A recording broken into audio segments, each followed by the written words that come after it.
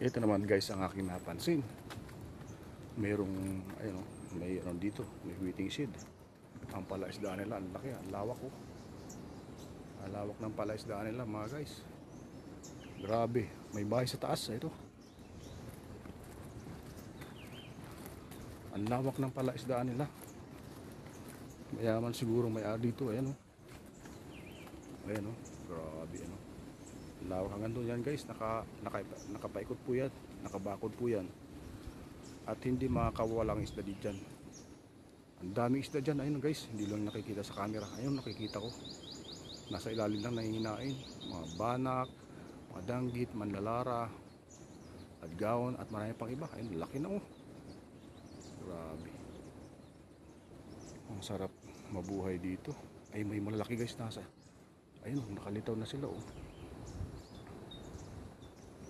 Ayun oh.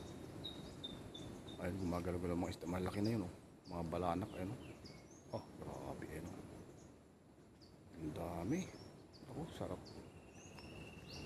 Ayan guys, sayang, hindi natin masyado makita. Malayo kasi. Ang ganda.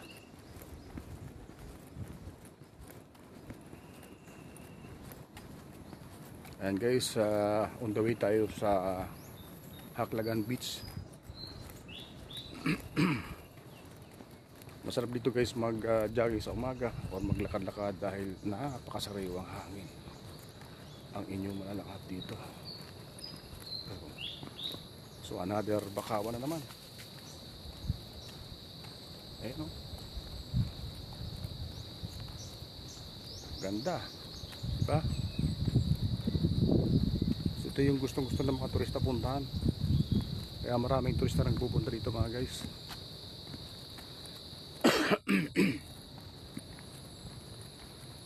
Dito may mga unggoy din dito. Kasi ito'y gubat na eh. Kagubatan na ito. May mga unggoy dito. Minsan pag nagpupunta ako dito, may mga unggoy ako nakikita dito. Ayan. So nilagyan siya ng parang bakod para hindi mahulog yung motor sa kabila.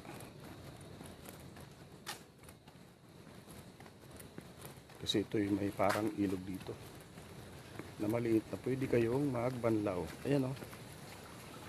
Ayan guys, ang sarap ng ligo dyan oh. Kung may hagdanan yan dyan. Ayan oh. Kung may hagdanan pababa, gusto nyo maligo dyan. Ayan oh, nandyan lang oh. Running water yan guys, matabang na matabang yan. Ayan, kikita nyo ba yung lagaslas ng tubig? Narinig nyo ba? Ayan, ganda.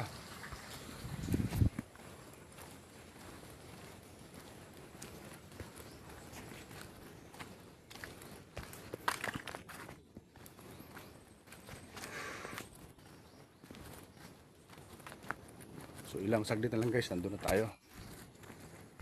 Ayan guys, mabuti na simento na ito. Dati hanggang dito lang ito. Hanggang dito lang. Ngayon simentado na. Ayan, ganda. Oh, may ibon oh, may ibon. Okay, tama, may bangka ron oh. Ganda ng bangka. So ito, kaya ito binakuran dahil pinagtatapunan ng basuran ng mga walang magawa sa buhay. Kaya nilagyan ng bawal magtapon. Maraming nakatira dito guys. Ayan, may mga bangka dyan oh. Gandang bangka. Ayan pa isa. Ayan oh. Ganda rito guys. Ayan. So ayan, simentado ng ganton. Wala nang problema. Grabe. Ayan, ganda talaga ng ginawa ni Mayor Edwin. The best ka buddy. Ating kaibigang mayor na napakasipag at napakabait.